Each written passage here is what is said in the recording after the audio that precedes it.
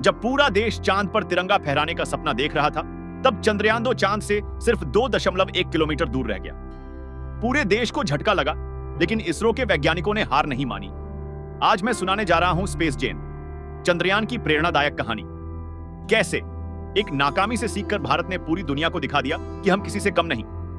यह कहानी है उन साधारण इंसानों की जिन्होंने असाधारण सपना पूरा किया। तो चलिए चलते हैं उस सफर पर जहां हार को जीत में बदला गया। कहानी शुरू होती है 7 सितंबर 2019 से। इसरो का कंट्रोल रूम। सबकी नजरें स्क्रीन पर टिकी हुई हैं। चंद्रयान 2 का विक्रम लैंडर चांद की सतह पर उतरने वाला है। पूरा देश अपनी सांसें रोके बैठा है। मिलिए अर्जुन वर्मा से, जो इसरो का नेविगेशन सिस्टम एक्सपर्ट है। अर्जुन बहुत टैलेंटेड है, लेकिन अपने अंदर एक दर्द छुपाए बैठा है। उसके पिता विक्रम कारगिल युद्ध में शहीद हो गए थे और उसकी मौत की एक वजह थी कि उस समय भारत के पास सही सैटेलाइट टेक्नोलॉजी नहीं थी।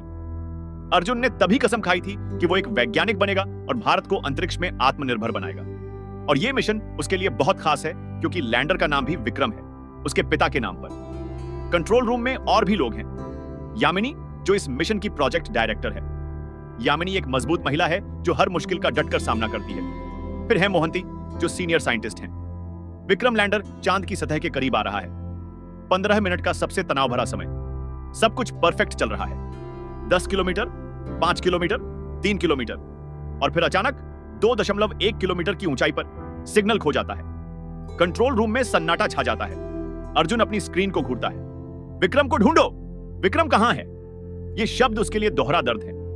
एक तरफ लैंडर खो गया, दूसरी तरफ उसके पिता की यादें। यामिनी कोशिश करती है संपर्क बनाने की, लेकिन कुछ नहीं होता। सब समझ जाते हैं मिशन फेल हो गया है। प्रधानमंत्री कंट्रोल रूम में आते हैं। वो वैज्ञानिकों को ढाढ़स बंधाते हैं, लेकिन अंदर ही अंदर सब टूट चुके हैं। इतनी मेहनत, इतने सपने, सब धूल में मिल गए। अगले दिन पूरे देश में निराशा छाई हुई है। मीडिया हार की बातें कर रहा है। सोशल मीडिया पर लोग इसरो को कोस रहे हैं। कुछ लोग कह रहे हैं कि भारत अभी इतना एडवांस नहीं है। अर्जुन अपने घर में अकेला बैठा है। उसे लग रहा है कि वो अपने पिता को निराश कर गया। वो खुद को कोसता है।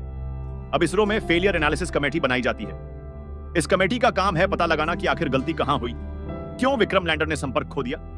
यामिनी को अपनी टीम का बचाव करना है।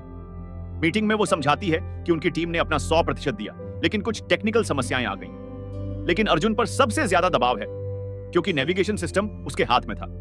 कमेटी के सामने उससे सख्त सवाल पूछे जाते हैं। अर्जुन को लगता है कि सब उसे ही दोष दे रहे हैं। वो अंदर ही अंदर टूट रहा है, लेकिन बाहर से मजबूत दिखने की कोशिश करता है। इसी बीच इसरो में नए चीफ की जरूरत है। सरकार रमैया को यह जिम्मेदारी देना चाहती है। रमैया एक अनुभवी वैज्ञानिक हैं, लेकिन वो इस जिम्मेदारी से हिचकिचाते हैं। रमैया जानते हैं कि इसरो चीफ बनना आसान नहीं है। एक तरफ सरकार का दबाव, दूसरी तरफ पब्लिक की उम्मीदें, तीसरी तरफ बजट की समस्याएं। लेकिन आखिर में देशभक्ति और विज्ञान के प्रति उनका प्यार उन्हें हां कहने पर मजबूर कर देता है। रमैया इसरो के नए चीफ बनते हैं। उनकी पहली मीटिंग में वो सबको साफ कहते हैं, हमने एक बार हारा है, लेकिन ये हमारा अंत नहीं है, ये हमारी शुरुआत है। हम चंद्रयान 3 बनाएंगे और इस बार हम सफल होंगे। ये सुनकर कुछ लोगों को उम्मीद मिलती है, लेकिन कुछ लोग सोचते हैं, क्या ये मुमकिन है? फिर से वही गलती तो नहीं होगी? यामिनी पूरी तरह से रमैया का साथ देती है। वो कहती है कि अंतरिक्ष सिर्फ रेस नहीं है, ये खोज है। हमें हार से सीखना होगा। लेकिन अर्जुन अभी भी अपने गिल्ट से उबर नहीं पाया है। वो चुपचाप अपने काम में डूबा रहता है, किसी से ज्यादा बात नहीं करता। अब चंद्रयान 3 की प्लानिंग शुरू होती है, लेकिन यह इतना आसान नहीं है जितना लगता है। सबसे पहली समस्या, बजट। सरकार इसरो को उतना बजट नहीं दे रही जितना चाहिए। चंद्रयान 2 फेल हो गया, तो अब सरकार सोच रही है कि इतने पैसे फिर से खर्च करने का क्या फायदा। एक सरकारी अधिकारी, जिसे हम कल्याण कहते हैं, इसरो पर बहुत दबाव बनाता है। वो कहता है कि देश में गरीबी है, बेरोजगारी है और इसरो चांद पर जाने में पैसे बर्बाद कर रहा है। रमैया और यामिनी को कल्याण से बहस करनी पड़ती है। यामिनी समझाती है कि स्पेस टेक्नोलॉजी सिर्फ चांद पर जाने के लिए नहीं है। इससे सैटेलाइट टेक्नोलॉजी बेहतर होती है, जो किसानों की मदद करती है, मौसम की भविष्यवाणी में काम आती है, देश की सुरक्षा के लिए जरूरी है। लेकिन कल्याण को समझाना मुश्किल है। वो राजनीति की भाषा बोलता है, विज्ञान की नहीं। आखिर में बहुत मुश्किल से कम बजट में चंद्रयान 3 को मंजूरी मिलती है, लेकिन यह मतलब है कि टीम को कम पैसों में ज्यादा काम करना होगा। हर चीज पर समझौता करना होगा। यामिनी और रमैया के बीच इस बात को लेकर झगड़ा होता है। यामिनी कहती है कि हमें क्वालिटी पर समझौता नहीं करना चाहिए। रमैया कहते हैं कि हमारे पास कोई चॉइस नहीं है। यह टेंशन पूरी टीम में फैल जाती है। सब परेशान हैं, लेकिन काम जारी रखते हैं। इसी बीच एक और समस्या आ जाती है। एक अमीर बिजनेसमैन। जो खुद को भारत का एलन मस्क समझता है, वो मीडिया में बयान देता है कि इसरो को प्राइवेट सेक्टर के हाथों में दे देना चाहिए। सरकारी संस्थाएं कुछ नहीं कर सकती। ये सुनकर कल्याण, जो पहले इसरो को परेशान करता था, अचानक इसरो का बचाव करता है। वो टीवी पर उस बिजनेसमैन से कहता है, इसरो ही भारत है, तुम कौन होते हो ये कहने वाले। ये सीन दिखाता है कि भले ही अंदर झगड़े हों, लेकिन जब बाहरी लोग हमला करते हैं तो सब एक हो जाते हैं। 2020 आता है और पूरी दुनिया में कोविड-19 महामारी फैल जाती है। भारत में भी लॉकडाउन लग जाता है। इसरो का काम पूरी तरह से रुक जाता है। वैज्ञानिक घर से काम करने की कोशिश करते हैं, लेकिन स्पेस मिशन घर से नहीं चलाया जा सकता। महीनों बीत जाते हैं। अर्जुन घर में बैठा है, फ्रस्ट्रेट हो रहा है। यामिनी चिंतित है कि इतनी देरी से मिशन और पीछे चला जाएगा। फिर जब लॉकडाउन थोड़ा ढीला होता है तो काम फिर से शुरू होता है, लेकिन अब सब मास्क पहनकर सोशल डिस्टेंसिंग के साथ काम कर रहे हैं। माहौल बिल्कुल अलग है। 2021 में चंद्रयान 3 की तैयारी लगभग पूरी हो जाती है। अब टेस्टिंग का समय आता है, लेकिन तभी एक बड़ा झटका, एक इंपॉर्टेंट टेस्ट फेल हो जाता है। लॉन्च व्हीकल में कुछ टेक्निकल प्रॉब्लम आ जाती है। सब फिर से परेशान हो जाते हैं। क्या फिर से वही हार की कहानी दोहराई जाएगी? मोहंती, जो सीनियर साइंटिस्ट हैं, पूरी टीम का बचाव करते हैं। वो कहते हैं कि हर मिशन में कुछ ना कुछ प्रॉब्लम आती है, लेकिन हम उसे सॉल्व करेंगे। टीम दिन रात मेहनत करती है और आखिर में प्रॉब्लम को ठीक कर लेती है। अर्जुन इस पूरे समय में अपने पिता की बहुत याद करता है। उसे लगता है कि अगर उसके पिता जिंदा होते तो कितना खुश होते। वो अपने पिता की फोटो के सामने बैठता है और कहता है, पिताजी, इस बार मैं आपको निराश नहीं करूंगा। 2023 आता है।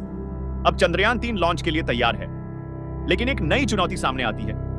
रूस अपना लूना 25 मिशन लॉन्च करने वाला है। लूना 25 भी चांद के साउथ पोल पर लैंड करने की कोशिश करेगा। अब ये एक रेस बन जाती है। कौन पहले पहुंचेगा, भारत या रूस? मीडिया इस रेस को बहुत हाइप करता है। हर दिन न्यूज आती है, रूस आगे है, भारत पीछे रह गया। इसरो की टीम पर दबाव बढ़ता है। कल्याण फिर से परेशान करना शुरू कर देता है। वो कहता है कि अगर रूस पहले लैंड कर गया तो भारत की इज्जत मिट्टी में मिल जाएगी। लेकिन रमैया शांत रहते हैं। वो कहते हैं, हम किसी रेस में नहीं हैं, हम अपनी खोज में हैं। हमें अपना काम सही से करना है। यामिनी भी टीम को समझाती है कि जल्दबाजी में गलती ना करें। चंद्रयान 2 की नाकामी याद रखनी है। 14 जुलाई 2023 को चंद्रयान 3 लॉन्च होता है। लॉन्च परफेक्ट रहता है। पूरे देश में खुशी की लहर दौड़ जाती है। अर्जुन, यामिनी, रमैया, मोहंती सब राहत की सांस लेते हैं। पहला हर्डल पार हो गया। अब चंद्रयान 3 चांद की तरफ अपनी यात्रा शुरू करता है। अगले कुछ हफ्तों में यह धीरे धीरे चांद के करीब पहुंचेगा। इसी बीच 19 अगस्त को रूस का लूना 25 चांद पर लैंड करने की कोशिश करता है और क्रैश हो जाता है। रूस का मिशन फेल हो जाता है। यह खबर सुनकर इसरो टीम को राहत तो मिलती है, लेकिन साथ ही डर भी बढ़ जाता है। अगर रूस जैसा देश फेल हो सकता है तो हम भी फेल हो सकते हैं। 23 अगस्त 2023, वो दिन जिसका सबको इंतजार था। शाम को 6:04 बजे चंद्रयान 3 का विक्रम लैंडर चांद की सतह पर उतरने की कोशिश करेगा। कंट्रोल रूम पूरी तरह से भरा हुआ है। सब साइंटिस्ट अपनी अपनी जगह पर बैठे हैं। अर्जुन अपनी स्क्रीन के सामने है।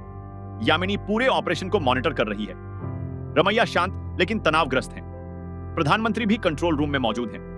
पूरा देश अपनी टीवी स्क्रीन पर चिपका हुआ है। लैंडिंग प्रोसेस शुरू होती है। सबसे खतरनाक 15 मिनट, जिसे 15 मिनट का टेरर कहा जाता है। विक्रम लैंडर धीरे धीरे नीचे आना शुरू करता है। 30 किलोमीटर, 20 किलोमीटर, 10 किलोमीटर। अर्जुन की धड़कनें तेज हो जाती है। उसे 2019 की वो रात याद आती है। वो अपने आप से कहता है, इस बार नहीं, इस बार सब कुछ सही होना चाहिए। 5 किलोमीटर, 3 किलोमीटर। अब वो पॉइंट आ रहा है जहां चंद्रयान 2 ने सिग्नल खो दिया था। 2.1 किलोमीटर। कंट्रोल रूम में सन्नाटा है। किसी की हिम्मत नहीं है सांस लेने की। सब अपनी स्क्रीन पर टकटकी लगाए हुए हैं। 2 किलोमीटर, 1.5 किलोमीटर, 1 किलोमीटर। सिग्नल अभी भी है। ये चंद्रयान 2 से आगे निकल गया। 500 मीटर, 200 मीटर, 100 मीटर। यामिनी की आंखों में आंसू हैं, लेकिन वो उन्हें रोकती है। अभी वक्त नहीं है रोने का। 50 मीटर, 20 मीटर, 10 मीटर, और फिर स्क्रीन पर दिखता है, लैंडिंग सक्सेसफुल। कुछ सेकंड का सन्नाटा। कोई भरोसा नहीं कर पा रहा। फिर अचानक पूरा कंट्रोल रूम तालियों की गड़गड़ाहट से गूंज उठता है। अर्जुन अपनी सीट पर बैठा रोने लगता है। यामिनी चीखती है, वी डिड इट! रमैया मुस्कुराते हैं। मोहंती सबको गले लगा रहे हैं। प्रधानमंत्री साइंटिस्ट्स को बधाई देते हैं। वो कहते हैं, आज भारत ने इतिहास रच दिया है। पूरे देश में जश्न मच जाता है। लोग सड़कों पर आ जाते हैं, पटाखे फूटने लगते हैं। स्कूलों में बच्चे खुशी से नाचने लगते हैं। लैंडिंग के बाद चंद्रयान 3 से पहली तस्वीरें आती हैं। चांद के साउथ पोल की तस्वीरें। जो पहले कभी किसी ने इतने करीब से नहीं देखी। फिर प्रज्ञान रोवर बाहर निकलता है और चांद की सतह पर चलना शुरू करता है। रोवर के पहियों पर इसरो का लोगो और अशोक चक्र है, जो चांद की मिट्टी पर छाप छोड़ते हैं। ये देखकर सबकी आंखों में आंसू आ जाते हैं। ये सिर्फ एक मिशन नहीं है, ये 140 करोड़ भारतीयों के सपनों की जीत है। अर्जुन अपने पिता की फोटो निकालता है। वो फोटो को देखकर कहता है, पिताजी, हमने कर दिया। आप जो चाहते थे वो मैंने पूरा कर दिया। यामिनी अपनी टीम के साथ खड़ी है। वो कहती है, हमने सबको दिखा दिया कि असफलता अंत नहीं है। असफलता एक मौका है सीखने का, बेहतर बनने का। रमैया एक इंटरव्यू देते हैं जिसमें वो कहते हैं, चंद्रयान 3 की सफलता सिर्फ इसरो की नहीं है, ये हर उस भारतीय की सफलता है जिसने हम पर भरोसा किया। कल्याण, जो पहले इसरो को परेशान करता था, अब गर्व से कहता है, मुझे हमेशा पता था कि इसरो कर लेगा। मीडिया अब इसरो की तारीफों के पुल बांध रहा है। वही मीडिया जो चंद्रयान 2 के समय इसरो को कोस रहा था। सीरीज का आखिरी सीन दिखाता है कि चंद्रयान 3 चांद पर अपना काम कर रहा है। वो चांद की मिट्टी के सैंपल्स ले रहा है, तस्वीरें भेज रहा है। इसरो ने उस लैंडिंग साइट का नाम रखा है शिव शक्ति पॉइंट। फिर एक मोन्टाज दिखाया जाता है, कैसे चंद्रयान 2 की नाकामी से सीखा गया, कैसे वैज्ञानिकों ने दिन रात मेहनत की, कैसे हर समस्या को सॉल्व किया गया। वॉइस ओवर में कहा जाता है, असफलता कभी अंत नहीं है, असफलता एक सबक है। जो लोग असफलता से सीखते हैं और फिर से कोशिश करते हैं, वही लोग इतिहास रचते हैं। आखिरी शॉट में दिखाया जाता है कि अर्जुन, यामिनी और बाकी साइंटिस्ट्स आसमान की तरफ देख रहे हैं। चांद चमक रहा है, और अब वो सिर्फ चांद नहीं है, वो भारत की कामयाबी का सबूत है। अर्जुन मुस्कुराता है और कहता है, अगली बार मंगल ग्रह। यामिनी हंसती है और कहती है, क्यों नहीं, अब कुछ भी नामुमकिन नहीं है।